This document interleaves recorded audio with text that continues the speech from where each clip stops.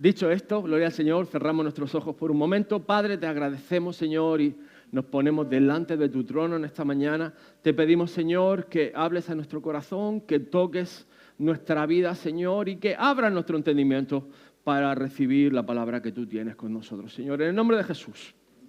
Amén y amén. Yo no sé a ti, pero el 95% de las veces que Dios me habla, no me habla como yo lo espero. El 95% de las veces que Dios me sacude los cimientos, me saca de mi zona de confort.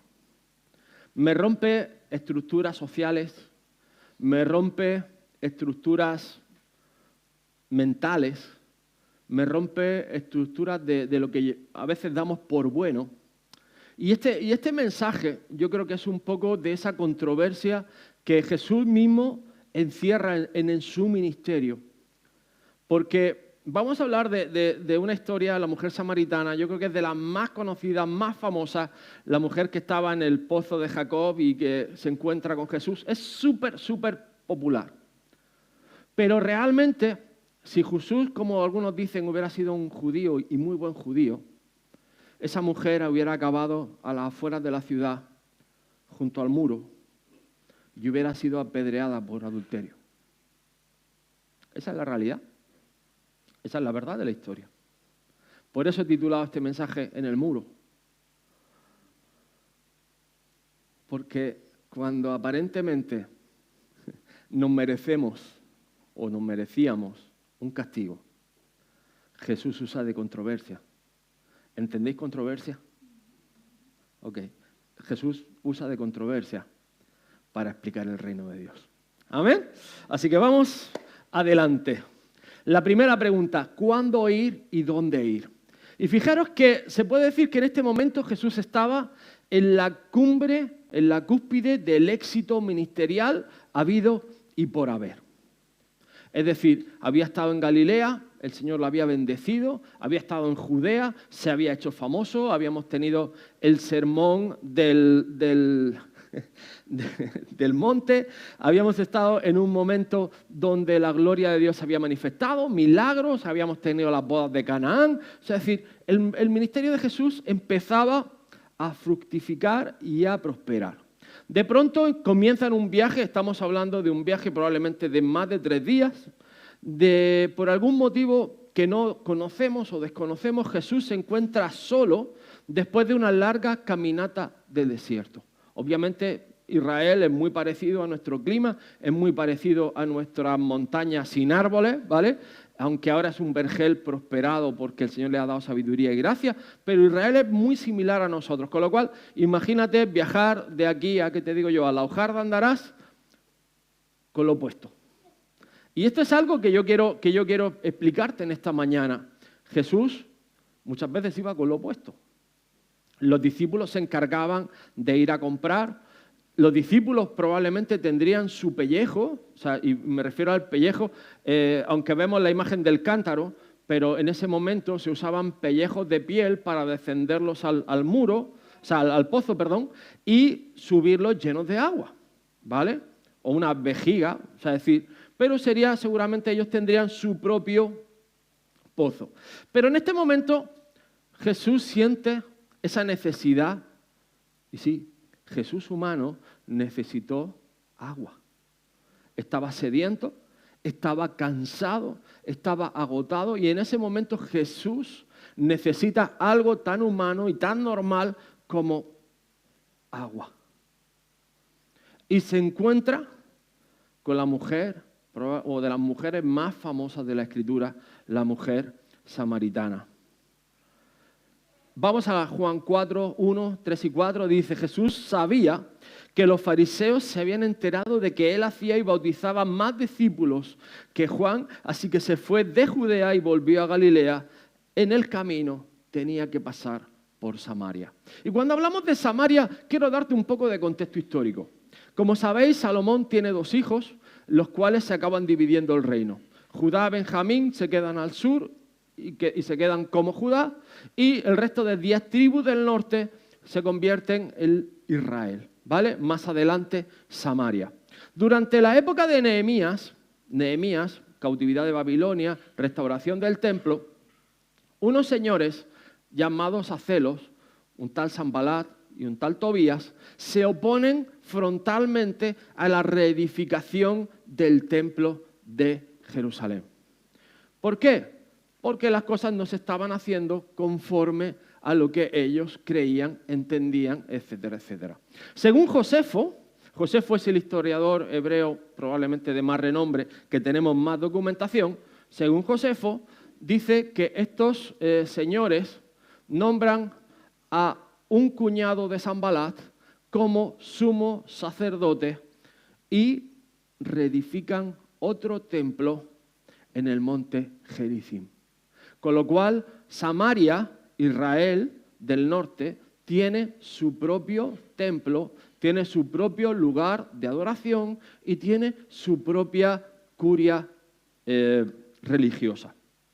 Al mismo tiempo, como se habían opuesto a la reedificación del templo de Jerusalén, para los judíos eran enemigos públicos número 1. ¿Por qué? Porque sabemos históricamente que justo después el templo fue arrasado definitivamente y en parte culpaban a estos hermanos, porque son hermanos, son hijos de Jacob igual, son nietos de Abraham igual, o bisnietos de Abraham y nietos del señor Isaac. O sea, son herederos de Israel todos. Traducido, pueblo de Dios. Pero entre ellos había una rivalidad de el mejor samaritano es un samaritano muerto. ¿Vale? Esa es la realidad. No de que cuando hablamos de que el buen samaritano se paró a atenderlo, un judío no hubiera permitido jamás que le hubiera tocado ni una pestaña. De hecho, en el año 108 antes de Cristo, los judíos arrasan el templo que estaba en Gerizim. Lo arrasan, lo devastan. Y de hecho, el monte Gerizim es uno de los montes más estériles. Fue replantado, ahora en la actualidad fue replantado en 1920 por los ingleses cuando colonizaron Palestina, pero originalmente es un monte estéril. Ahora te voy a explicar por qué, pero históricamente es un monte estéril. Con lo cual, cuando hablamos de que Jesús se acerca a la samaritana, tiene una controversia de 3.500 grados. ¿Vale? O sea, es decir, los judíos jamás se hubieran acercado a entablar ninguna conversación, mucho menos a pedirles un favor, mucho menos a acercarse hombre soltero, mujer de dudosa reputación. Es decir, jamás se hubiera entablado tal conversación y mucho menos cerca y mucho menos pedir agua, mucho menos que me vean con ella. Y era como una vergüenza tener que atravesar por Samaria porque, créeme, porque no había otra cosa. Pero si hubieran podido, eso atraviesan por el Jordán por fuera, por la actual Jordania. Pero sin embargo, fijaros que Jesús decide atravesar Samaria y decide atravesar Samaria, yo estoy convencido que guiado por el Espíritu Santo. Al mismo tiempo, huyendo del supuesto éxito, porque además lo especifica en el versículo 2, no lo he puesto porque creo que no era necesario, pero explica que no era Jesús quien bautizaba. Es decir, Jesús no estaba en el Jordán bautizando. ¿Sabes quién bautizaba? Los discípulos. Pero sin embargo, los fariseos crean este bulo y empiezan a expandir, empiezan a hacer famosos ellos mismos a Jesús.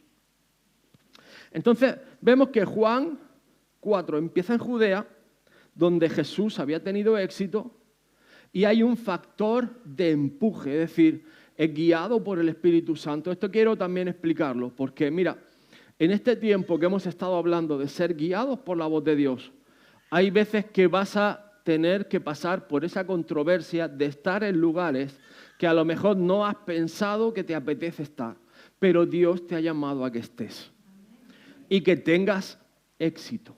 Escúchame, no a pasar simplemente por pasar, sino tener éxito. De hecho, Juan 4 termina en Samaria con el éxito de Jesús. Pero hay un momento y hay un factor que Dios te lleva ahí y te atrae, te pone a personas que tú jamás te habrías imaginado, pero Dios te pone con ellas.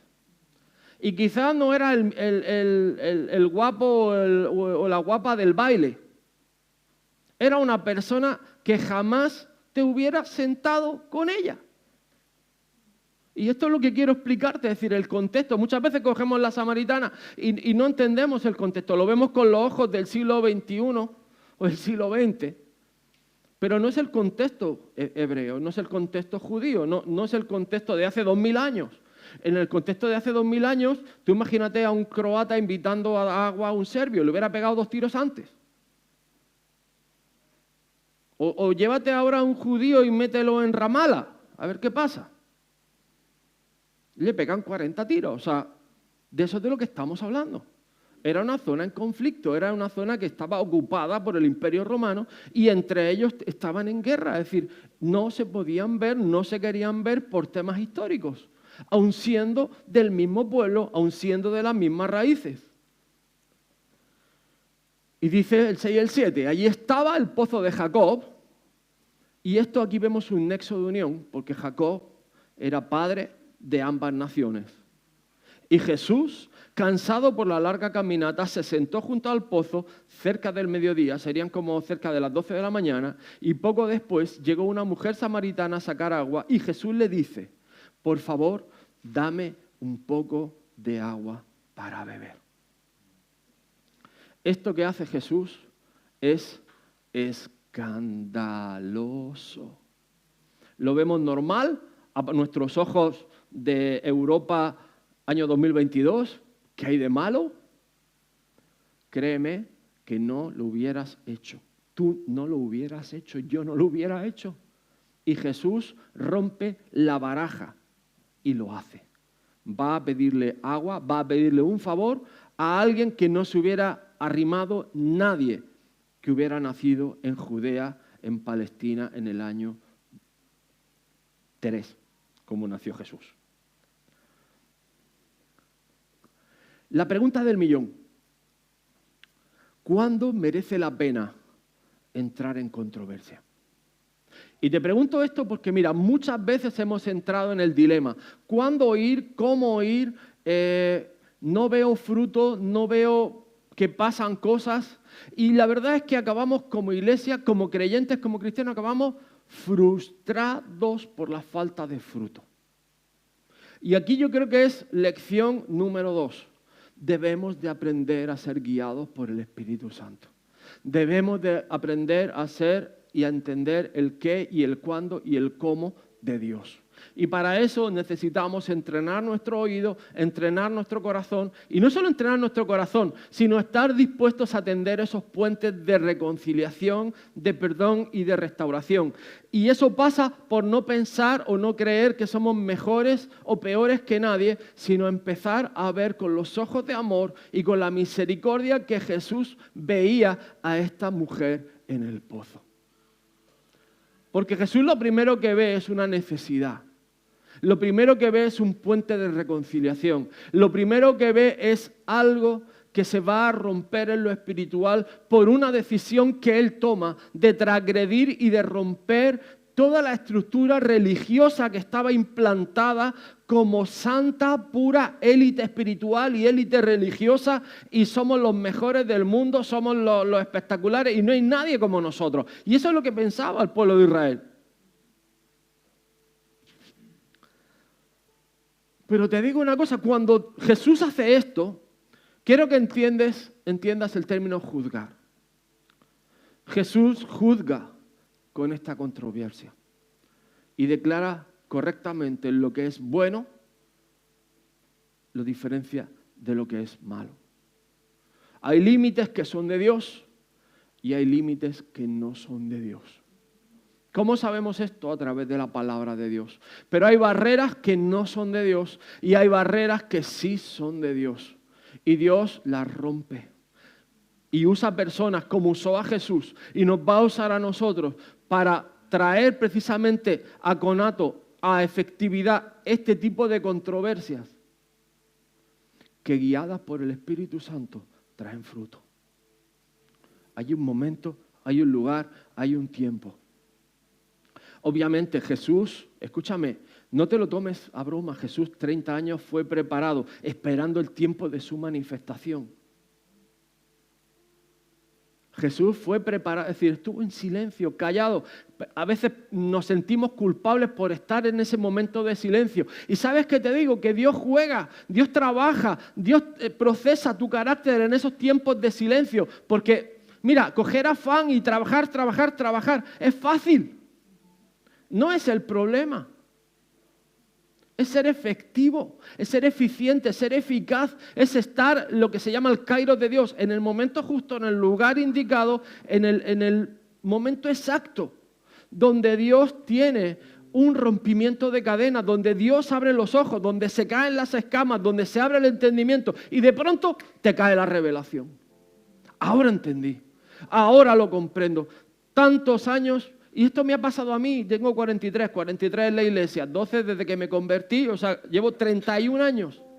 Y todavía me voy a la Samaritana y Dios empieza a romperme barreras y romperme estructuras. Y espero que Dios te las rompa a ti también. Porque mira, una de las cosas que Jesús hace es romper barreras, la primera de todas es tremenda, es la barrera del género.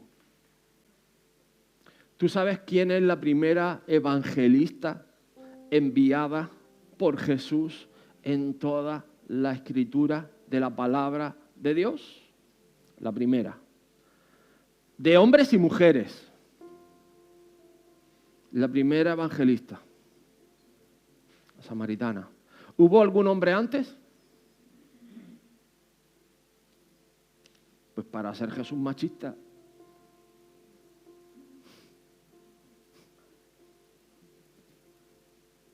Y todavía hay quien me dice que la mujer no puede predicar. Pues Jesús mandó a unas 10 ciudades. La primera. Los discípulos hasta ese entonces solo habían bautizado. Quiero que entiendas esto. Apúntalo. Porque esta controversia Dios rompe. Barrera de género. ¡Bum! Barrera racial. La hace añicos. Ha enviado libre, perdonada, restaurada a una mujer que es samaritana. Oye, podía haber mandado a su madre María, tanto que se adora a María. Podía haber mandado a María Magdalena. Jesús tenía mujeres que estaban dentro de su círculo de los discípulos, que le servían, que le ofrendaban, que lo cuidaban y que estaban con él. La revelación del sepulcro, del Santo Sepulcro, fue a 2 mujeres.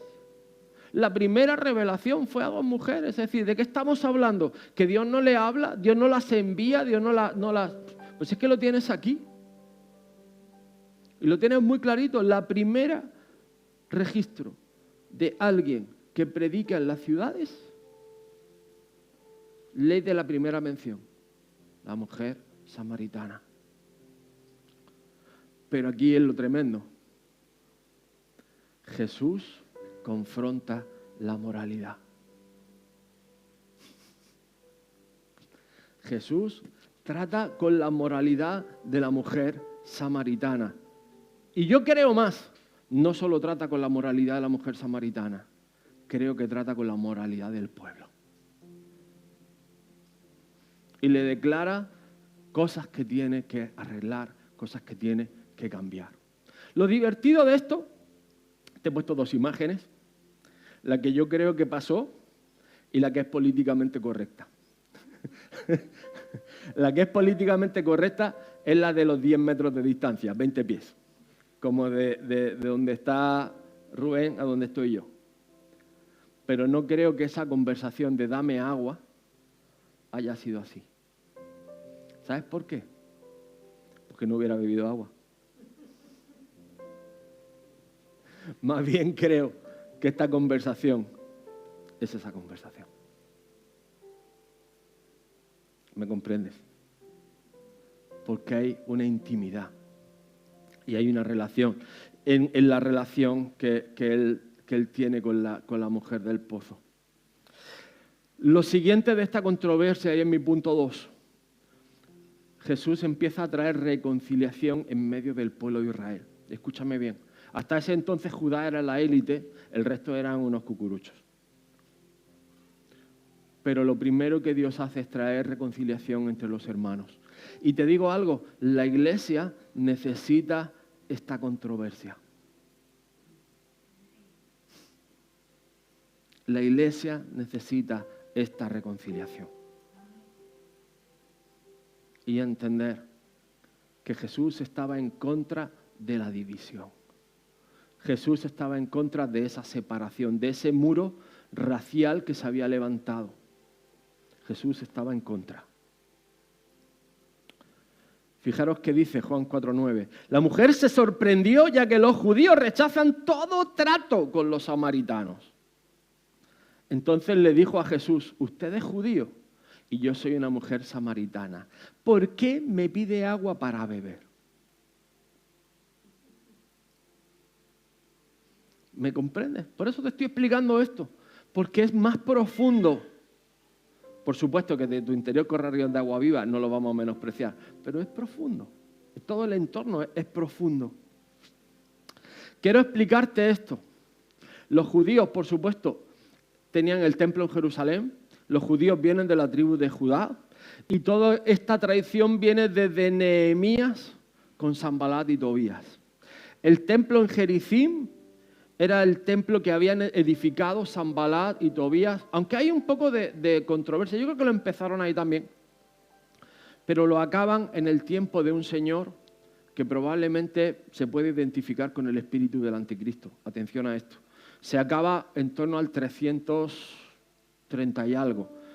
Con la última destrucción de Jerusalén es en el 400 antes de Cristo, estamos hablando, ¿vale? Pero se supone que se termina bajo el dominio del tal Alejandro Magno y puede ser identificado perfectamente como un tipo del anticristo. No digo que lo sea, digo que puede ser identificado como. Lo interesante es esto. Moisés ordenó, estamos hablando, siempre hay un precedente.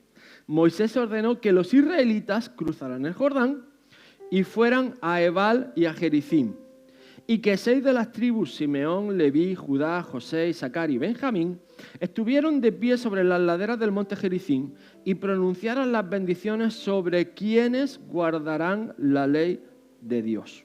Está en Deuteronomio 11:29, 27:12 y el capítulo 13. Y los israelitas cumplieron esta orden, pero poco después invadieron Canaán. Quiero explicarte esto. Había 2 montes, el monte Ebal, te lo he puesto ahí, Siquem, que es un punto de decisión, y el monte Jericim. Desde el monte Jericim, los israelitas le hablaban a los pueblos para que aquellos que estuvieran dispuestos a recibir la bendición de obedecer la palabra de Dios, vivieran con ellos, cohabitaran con ellos y fueran bendecidos, igual que los israelitas. Pero los que rechazaban esto, iban al monte maldito o lo desterraban al monte maldito, que era el monte Ebal. Y ambos, escúchame bien, ambos 2 montes acaban siendo estériles. Porque ambos desobedecieron la palabra de Dios. Y ambos desecharon los mandamientos de Dios. Y al final se mueven por la envidia. ¿Qué movió, según Josefo, al cuñado de Sanbalat para edificar el templo en Jericim? Era el templo de las bendiciones. Pero no era el templo de las bendiciones, era el templo de las decisiones. Y cuando tu corazón no decide lo correcto, produce esterilidad. No ves fruto.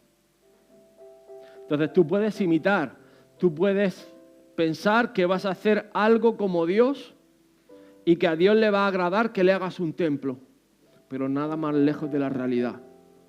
si no estás bajo el patrón, bajo la ordenanza, bajo la palabra de Dios. Si no estás bajo eso, te estás equivocando y vas a ser estéril, no vas a dar fruto. En Juan 4:12 dice, además, ¿se cree usted que es superior a nuestro antepasado Jacob? Es decir, atender esto.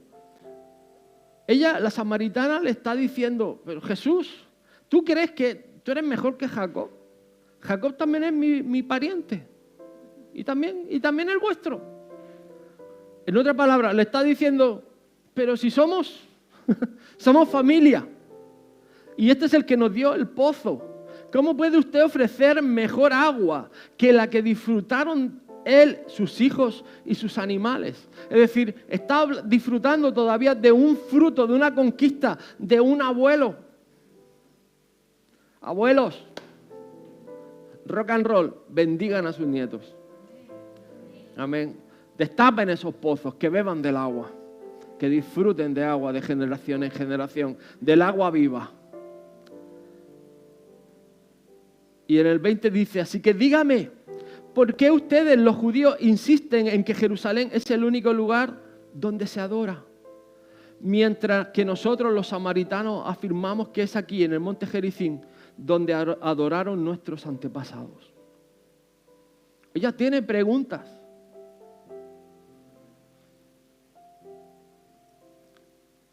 Pero Jesús tira otra vez de controversia. ¿Tú entiendes alguna misión? Vamos a enviar misioneros. ¿Alguno ha pensado en ir a, no sé, a Argelia, presentarte en la puerta de alguien y decirle, hola, buenos días, dame agua? Hola, buenos días, el reino de los cielos se ha acercado. ¿Me puedo quedar? Quiero agua, comida y una cama. Me quedo aquí, te hablo del Señor. O estamos pensando en, tengo esto, me quedo en tal hotel, tengo la visa, el móvil, por si me falla la visa y el móvil, llevo dinero en el calcetín. Eso lo he hecho yo.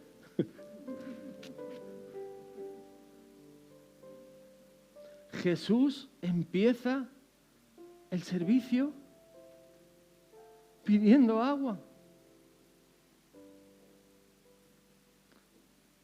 ¿No te revienta la cabeza? A mí me retumba. Mira, el siervo es el que sirve a la misericordia de quienes está sirviendo. Te lo repito para que lo entiendas. El siervo es el que sirve. Te lo voy a traducir. Yo le sirvo a usted para que usted en algún momento me pueda bendecir a mí. Pero empiezo sirviendo yo. Un benefactor es el que sirve desde un lugar de superioridad para beneficiar a aquellos que tienen menos que él. Está bien dar. No tengo ningún problema con eso. Pero creo que entiendas que nuestro llamado es a ser siervos. Por supuesto, a bendecir también. Pero aquí es el cuarto y último punto. Nosotros queremos pozos. La máquina de Coca-Cola. Tengo mi moneda, quiero Coca-Cola, echo mi moneda, Coca-Cola. Tengo sed, quiero agua, voy con mi bolsa, la echo al pozo, saco mi porción de agua, me voy a mi casa. Cuando se me acaba, vuelvo a coger mi bolsa, me voy al pozo, echo, vuelvo a sacar agua.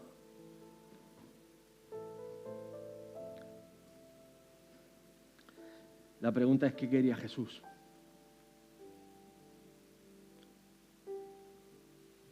Si bebieres del agua que yo te daré de beber, de tu interior correrán ríos de agua viva. Y nunca más tendrás Amén.